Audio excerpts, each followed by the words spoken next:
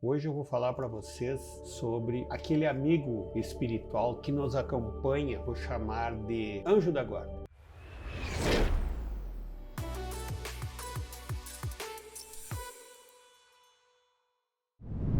Na verdade, esses anjos da guarda, eles são irmãos espirituais. Geralmente são espíritos mais evoluídos do que nós, que se dispõem a nos acompanhar durante uma encarnação inteira, tentando nos ajudar e fazer seguir o caminho evolutivo que a gente precisa seguir. Então, todos muito tranquilos, no sentido de que nunca estarão sozinhos. Em qualquer momento das suas vidas, sempre existirá, no mínimo, o anjo da guarda ao seu lado, lhe protegendo, lhe guiando e muitas vezes até permitindo que você sofra uma armadilha, um momento difícil, para que você aprenda com ela. Então, esse anjo da guarda, geralmente ele participa de uma ordem mais elevada de espíritos nas nossas vidas. Qual a missão desse anjo da guarda? O anjo da guarda seria uma coisa parecida como um pai que está sempre ao seu lado, tentando conduzi-lo para o caminho do bem, para o caminho na direção das coisas boas e o motivo pelo qual você reencarnou, porque todos nós reencarnamos por um motivo. Nós temos uma missão e essa missão deve ser minimamente cumprida. É bem verdade que tem muita gente que se desvirtua da sua missão. Reencarnou com um objetivo e por motivos outros, pelas nossas fraquezas humanas que são muito, acabam se desvirtuando. Então o anjo da guarda é essa energia, essa luz que está sempre ao nosso lado, inclusive nos intuindo no nosso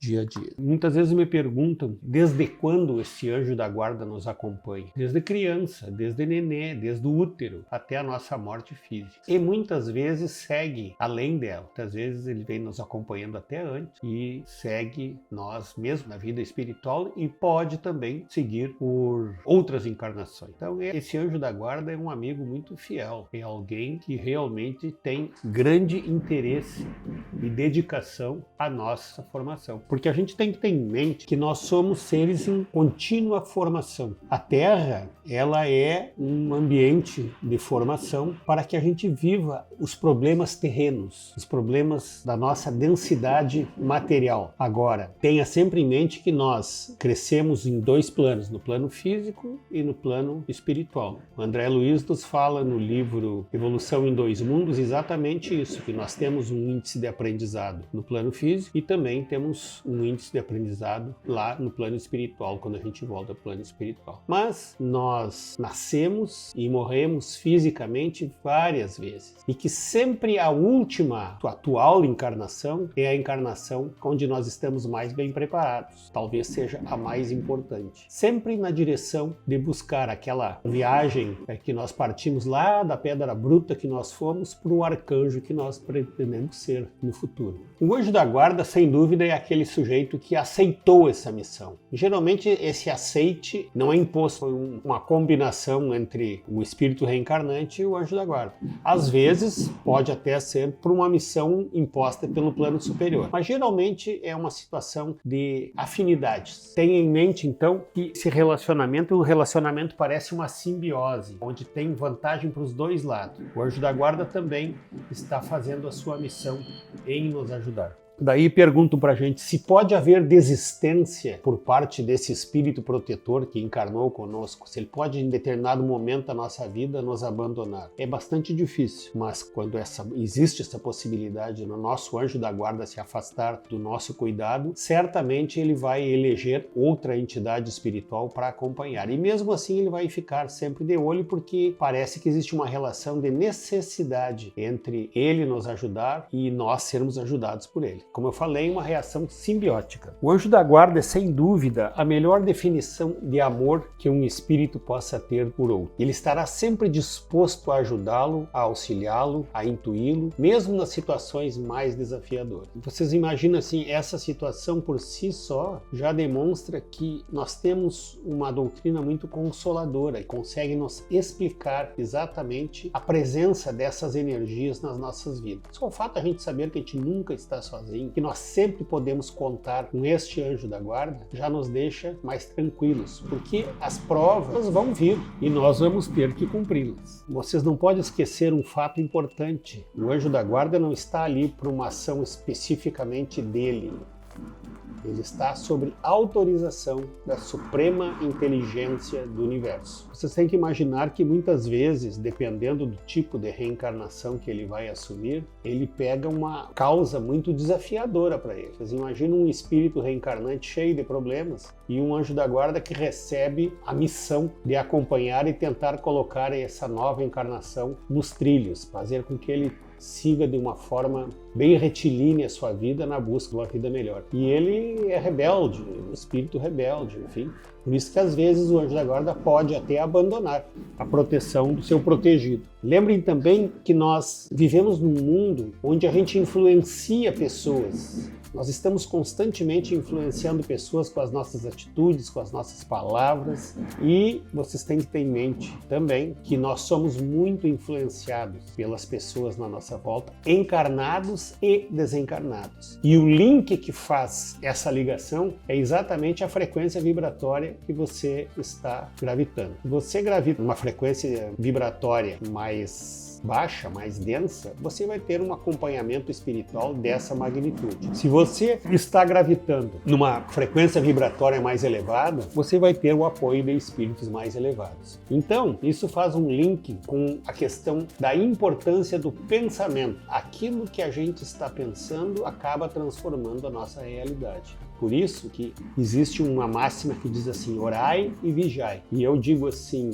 vigiai nosso pensamento e orai. Nós estamos constantemente nessa busca e não é fácil. Um fato importante deste anjo da guarda: não poder interferir de forma alguma no livre-arbítrio de ninguém. Para isso já leva o nome de livre-arbítrio. O espírito reencarnante tem o seu livre-arbítrio, pode falar, fazer, agir da forma que ele quiser. Ele vai ter que realizar todo esse plantio, ele vai ter que colher as coisas que ele fez, que ele disse, e o anjo da guarda pode intuir, pode tentar mostrar que aquele caminho é bom ou não, mas ele não pode interferir no livre-arbítrio do espírito reencarnante. Na pergunta 563, as ocupações dos espíritos são incessantes? Sim, se por incessante entendermos que seu pensamento está sempre ativo, pois vivem pelo pensamento. No momento que nós estamos numa vida mais sutil, portanto na vida não corpórea, na vida espiritual, não existe o cansaço físico e, consequentemente, o trabalho é intenso. Então,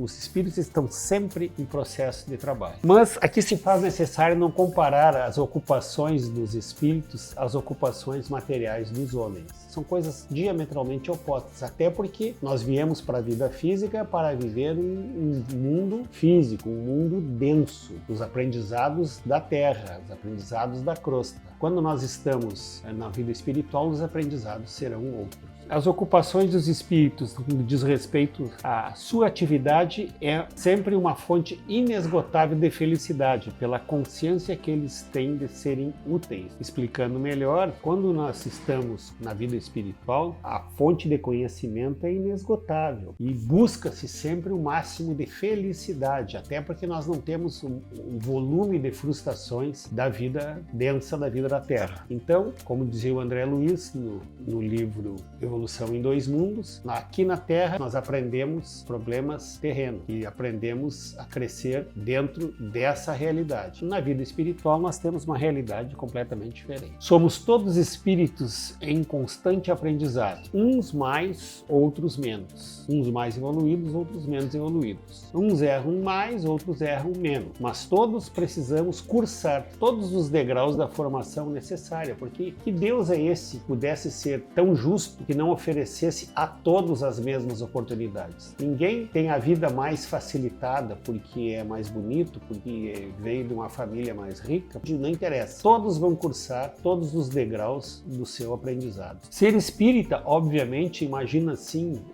o fato de ser espírita não é ser perfeito. Eu acredito até que um grande número de imperfeições esteja dentro da comunidade espírita, porque falar sobre a doutrina espírita é uma coisa e viver a doutrina espírita é outra. outra, mas temos a necessidade de proceder da melhor forma que estiver ao nosso alcance, sob pena, obviamente, de ter que voltar aqui e cursar novamente aquelas cadeiras que nós ficamos pendentes na vida anterior. Precisamos também ter muito cuidado com relação às emoções, porque ao longo de uma existência, principalmente quando a gente fica mais velho, nós percebemos que nós precisamos administrar e começar a perceber as intuições que chegam até nós. Os grandes inventos da humanidade se deram exatamente em momentos certos, né? Aquele conhecimento chegou para a humanidade naquele momento certo, através de uma intuição. Além dos registros que trazemos de outras vidas, nunca esqueça que sofremos intuições de todos os matizes e precisamos aprender a selecionar elas. Por isso que eu volto a repetir que o pensamento é, sem dúvida, um quesito a ser tratado com muito carinho. Então, sempre que nós conseguirmos policiar melhor o nosso pensamento, nós vamos conseguir também gravitar em faixas mais altas e, obviamente, ser intuído por espíritos mais elevados.